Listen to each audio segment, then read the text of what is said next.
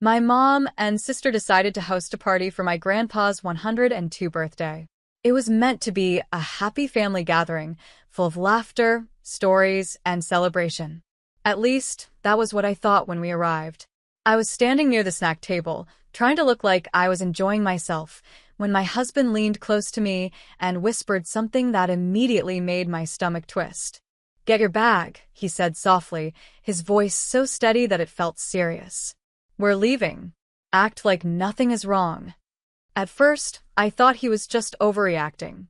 He's the kind of man who notices things other people miss, and sometimes I tease him for being dramatic. But when we reached the car and he locked the doors, I knew this wasn't one of those times. He turned to me, his face pale, and said quietly, "Something's very, very wrong." That was the moment I felt my own nerves start to shake.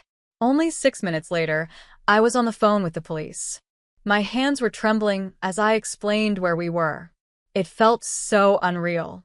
A birthday party of all places should have been safe. When I first walked in, the scene had looked perfectly normal. There were folding chairs spread out on the lawn, paper lanterns hanging from strings, and soft music coming from a small Bluetooth speaker. Someone had handed me a flimsy plastic glass of champagne, and I accepted it with a smile I didn't really mean. A little kid ran past me pretending his paper plate was a steering wheel, and for a moment, I thought maybe this really was just an ordinary family party. The truth is, I hadn't seen most of these people in years. Some faces were familiar but blurred by time, and others were strangers to me completely.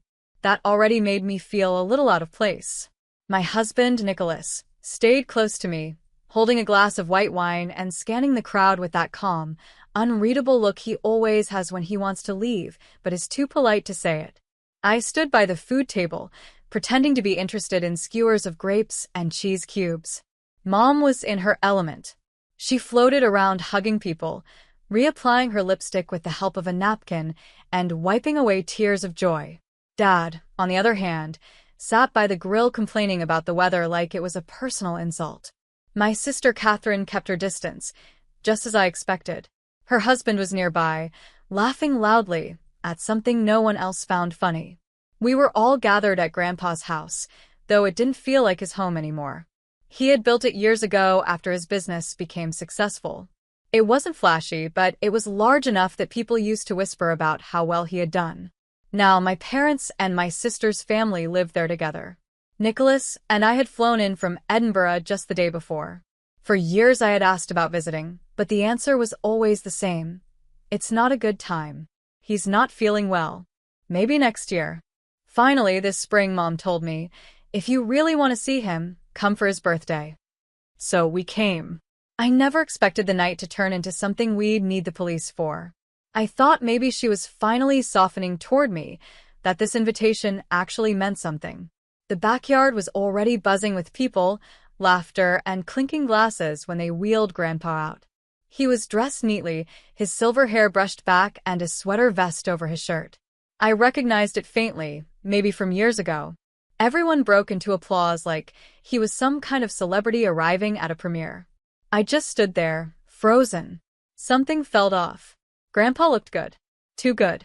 His skin was smooth, his face almost polished, and yet his eyes were far away, like he was listening to music only he could hear. I raised my hand and gave a little wave, hoping he'd notice me. He didn't wave back. I told myself it was age, nothing unusual. Mom leaned down beside me and whispered, "He doesn't talk much anymore. It's hard for him." I nodded quickly, pretending to understand, even though my stomach tightened. She lifted her glass for a toast, her voice just shaky enough to pull the focus onto herself.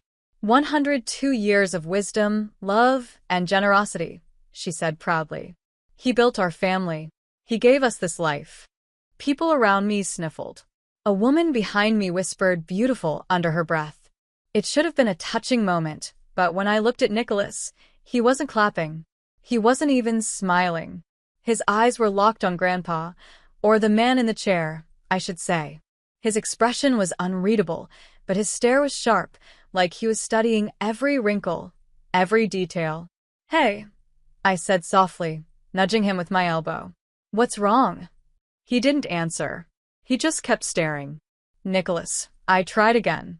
That's when he leaned in close, his voice steady and low. Get your bag. We're leaving. Act like nothing's wrong. I let out a short laugh. You're kidding. But he wasn't. His face didn't move, his eyes didn't blink. He just repeated, get your bag. What are you talking about? I whispered. My smile was frozen on my face, the kind of smile you wear when you're terrified people are watching. Smile, he said calmly. Walk inside. Pack now. I stared at him, confused. Nicholas, what is this? We just got here. That was when he finally turned to look at me. His voice didn't rise, his hands didn't shake. He said it with the kind of certainty that made my skin crawl. Something is very, very wrong. It wasn't just what he said, it was how calm he was, as if this wasn't even a question. Like he was stating gravity, something undeniable. My hands turned cold. I glanced back at Grandpa. He hadn't moved at all. His hands rested on the wheelchair armrests like they were placed there, not natural. My chest tightened. Are you serious? I whispered. Nicholas didn't answer. He was already walking toward the house. I followed him upstairs. My fingers fumbled clumsily with the zipper of my overnight bag. My heart was pounding so loud I could hear it in my ears. My mouth felt dry, like I hadn't had water in hours. A single thought circled in my mind. If he's wrong, I'll look ridiculous. If he's right, we went out the front door. Nobody stopped us. Nobody even looked up. When we reached the car, Nicholas moved quickly but calmly, like someone who had done this before. He opened the passenger side door for me, the way a gentleman in a spy movie might. I slid in, my heart pounding. He walked around, got into the driver's seat, and without hesitation locked the doors. For a long moment, he just gripped the steering wheel. Then, in a quiet but certain voice, he said, "That's not your grandfather."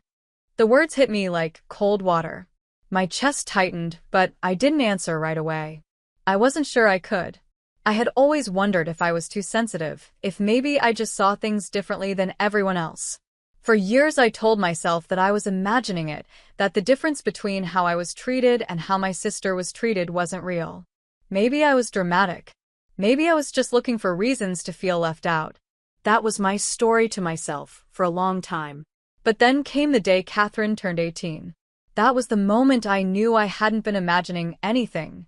She stood at the front door with her duffel bag, ready to head off with a full tuition scholarship. You would have thought she was about to sail across the ocean and never return. Mom was clinging to her, crying like her heart was breaking.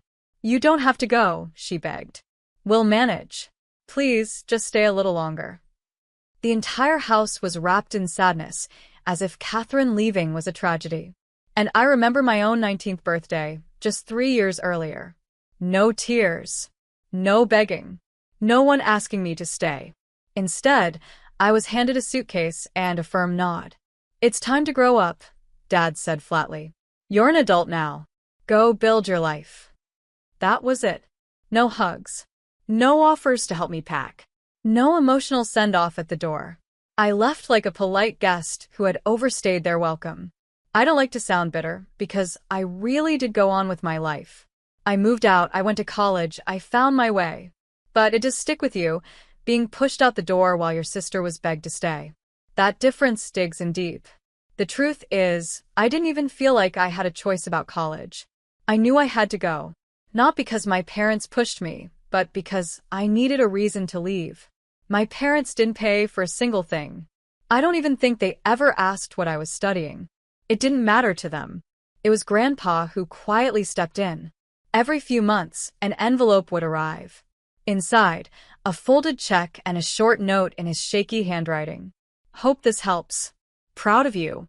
It wasn't much, but it was enough, rent, groceries, or just to keep me from falling apart during those hard months. He never made a big deal about it. No lectures. No strings attached. I remember him from my earliest days. Before I could even speak in full sentences, I had Grandpa.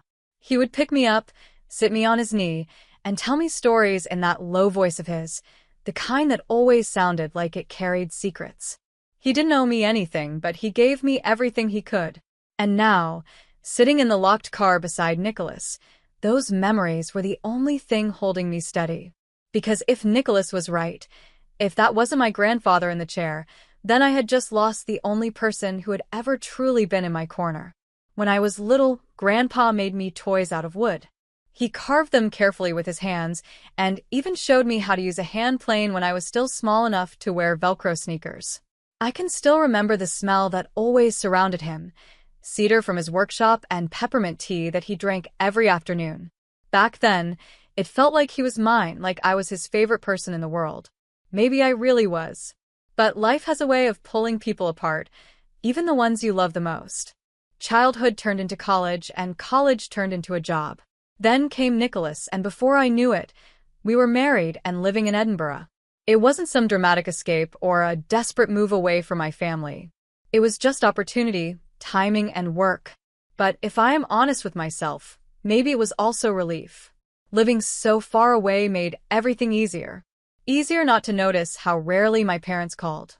Easier to tell myself that the silence between us was nothing more than time zones and busy schedules.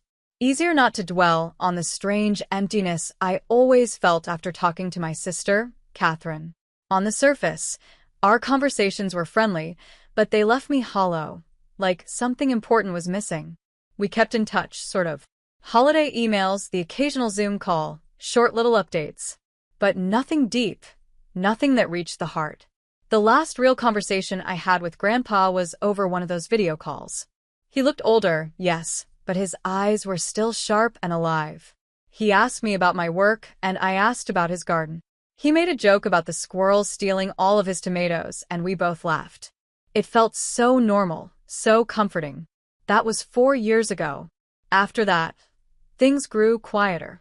Whenever I asked to speak with him, Mom would give me an excuse. He was sleeping. He wasn't feeling well. He was too tired. At first, I believed her. People age, they slow down, they need rest. That was normal. But eventually, she stopped letting me speak to him at all. Calls went unanswered, messages ignored. I told myself not to take it personally, that maybe it was just too much for him. Still, something about it always bothered me. Something didn't feel right. I didn't push too hard, though. I had my own life to manage. A demanding job, a husband, a busy city to navigate. It was easy to convince myself that I hadn't been pushed away, only quietly set aside. Left behind, but politely, almost gently.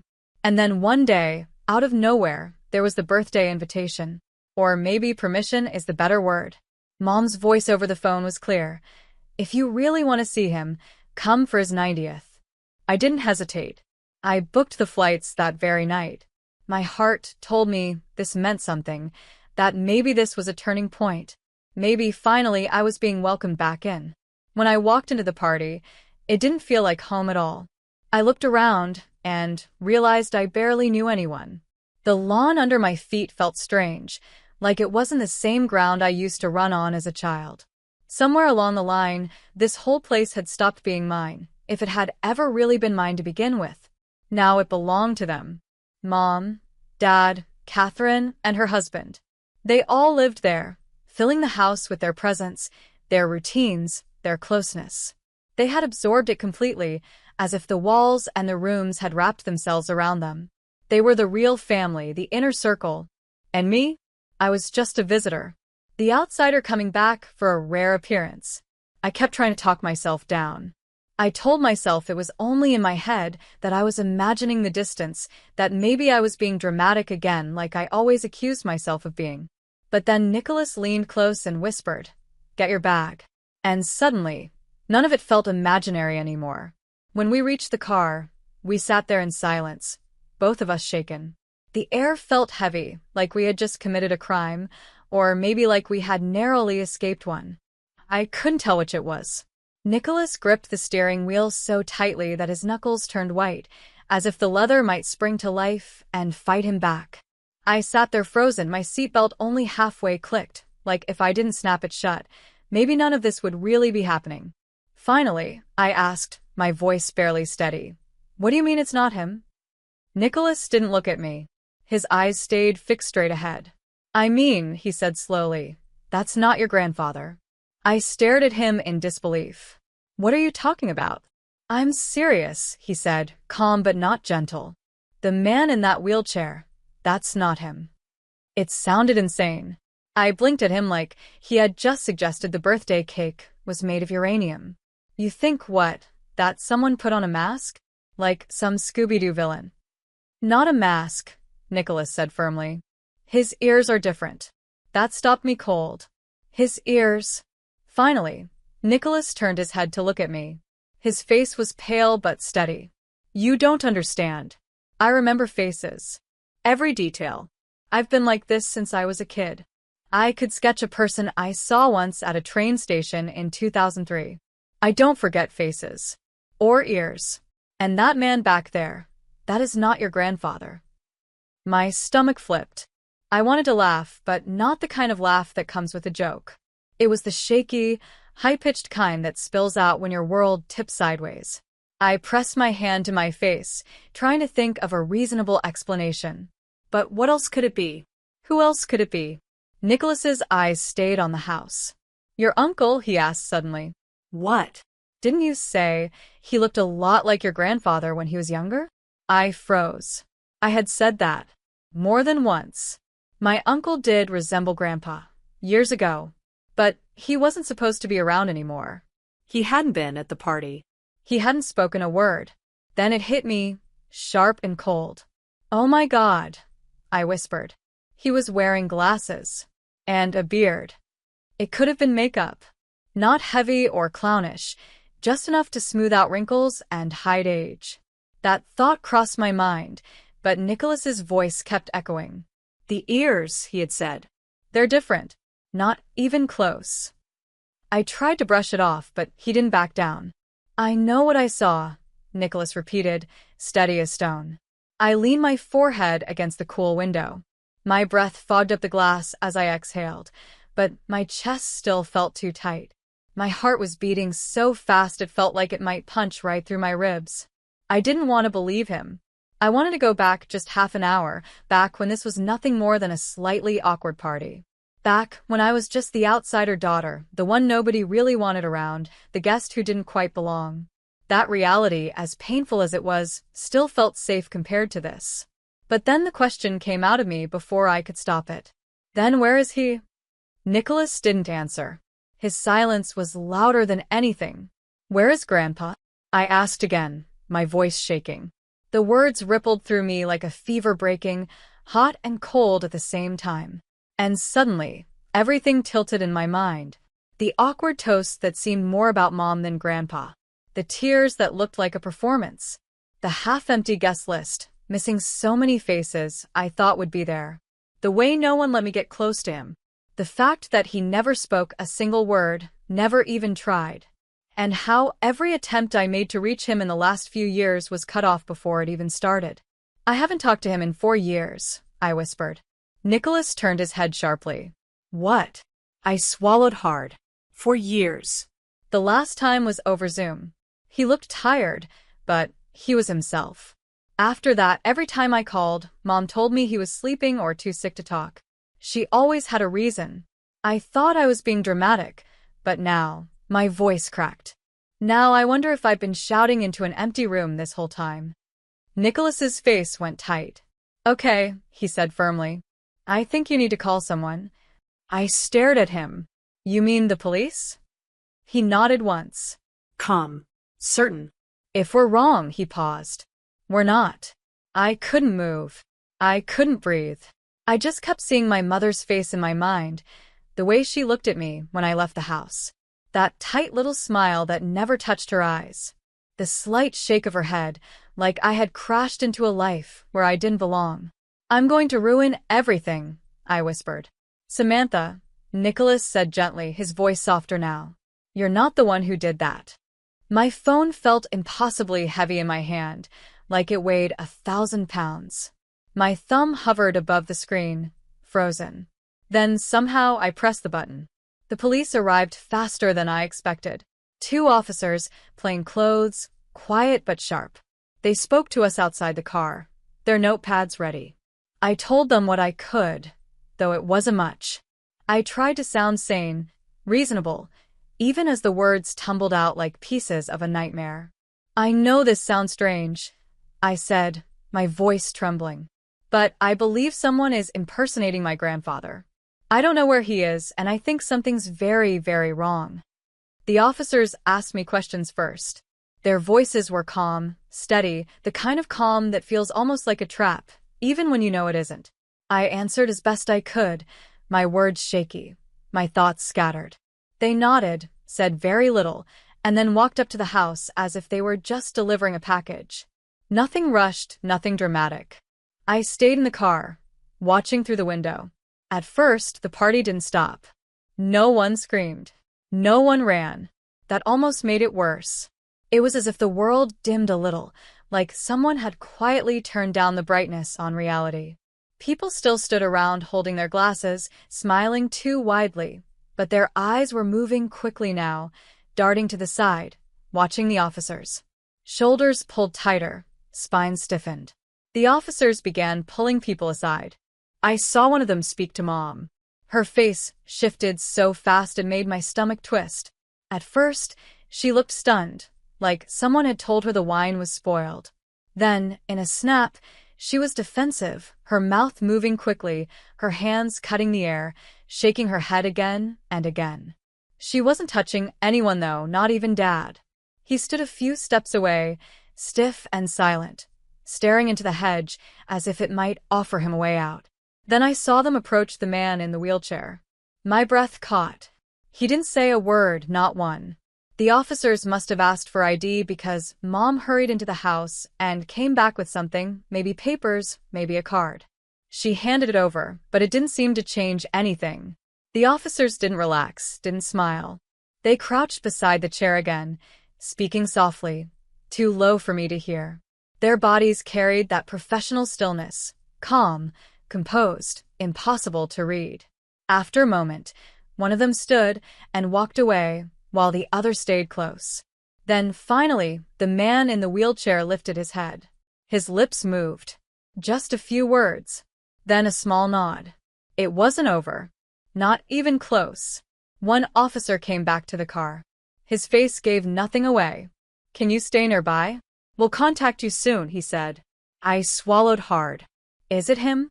Is it my grandfather? He paused. "We're still confirming some things." "You know it's not him," I whispered. But he didn't answer that. He only repeated, "We'll be in touch." Then he walked away. I sat there, frozen. Every second pressed down on me, heavier and heavier. My thoughts spun in circles. Where is he? Where is Grandpa? That night my phone rang. It was Mom. Her voice was furious, sharp, but also shaking, crying or screaming. I couldn't tell the difference. "How could you?" she spat. "You called the police on us. On your own family. You think you're better than us because you moved away."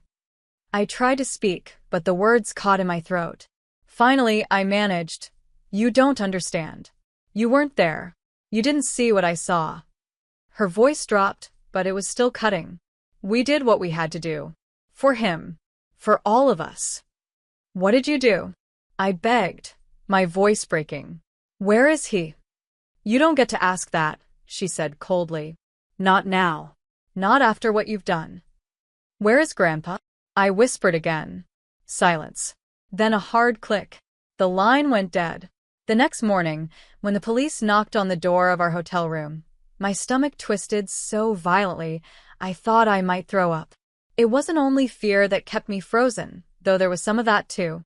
A part of me was still hoping Nicholas was wrong. Maybe he had snapped under the pressure. Maybe he had misread something. Maybe he had gotten carried away with his memory of faces and details. Mistaken ears. Mistaken identity.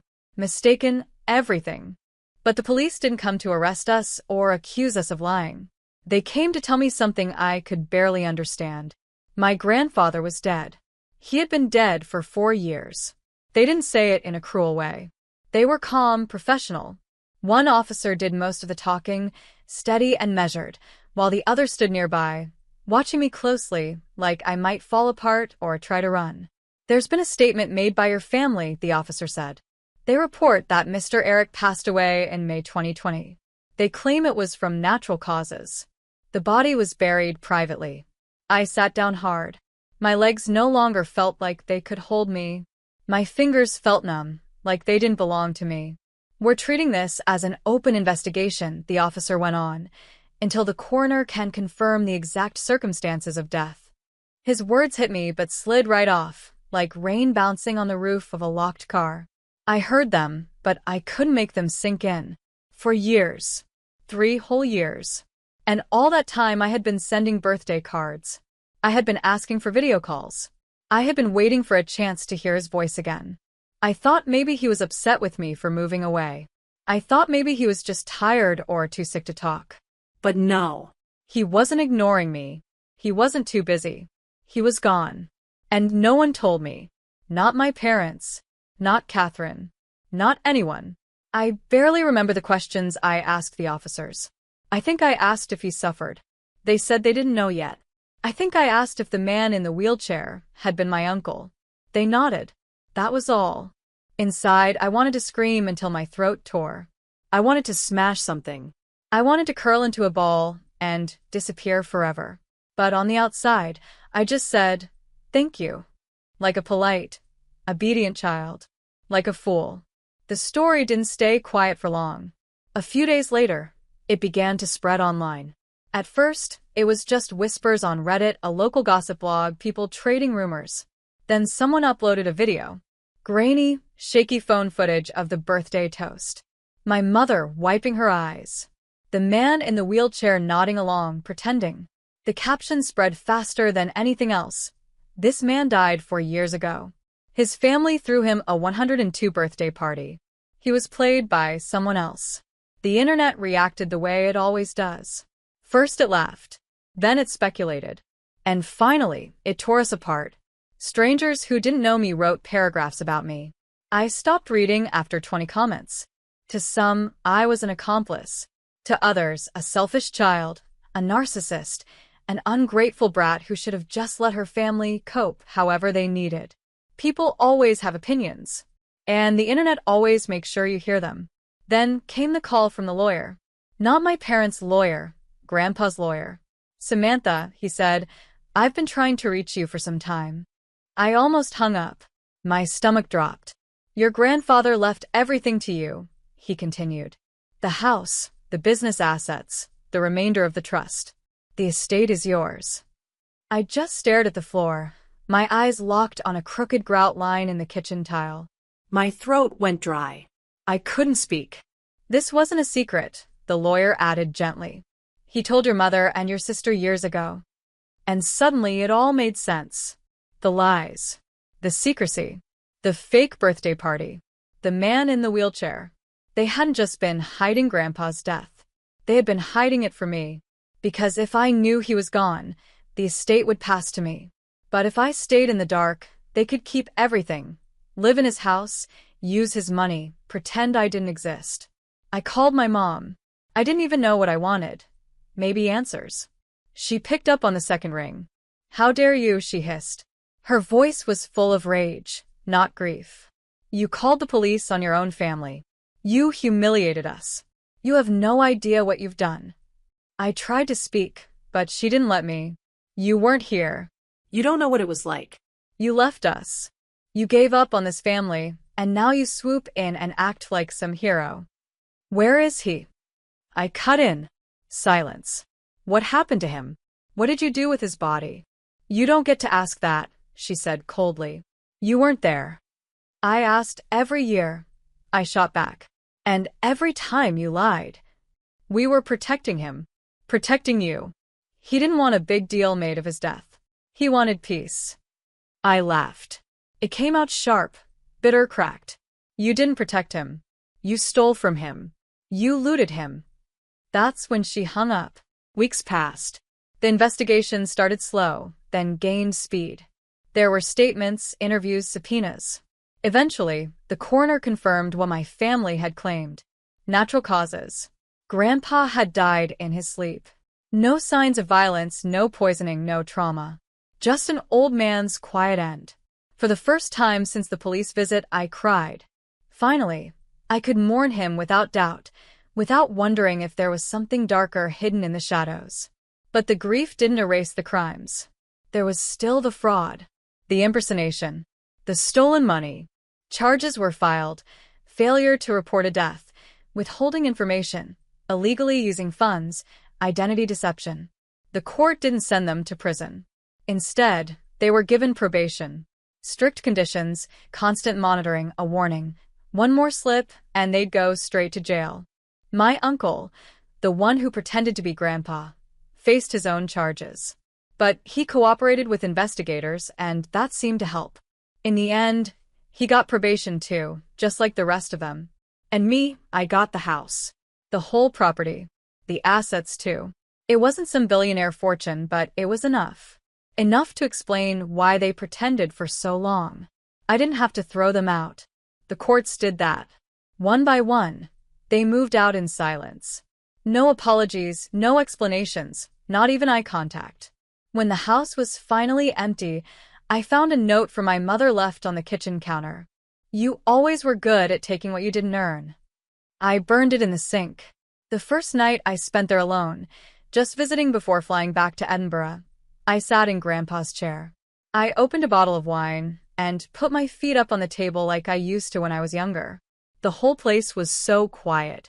It still smelled faintly of wood polish, the same scent from when he was alive. I thought I would feel triumphant, or vindicated, or at least angry. But I didn't feel any of that. What I felt was something softer, something I hadn't felt in years. I felt like I belonged. Not dismissed. Not an outsider. For once in my life, I didn't feel like a stranger in my own family story. I haven't spoken to my parents since. Not to my sister either. No texts, no calls. Nothing. Sometimes I lie awake and wonder if I went too far. Other times, I wonder if I didn't go far enough.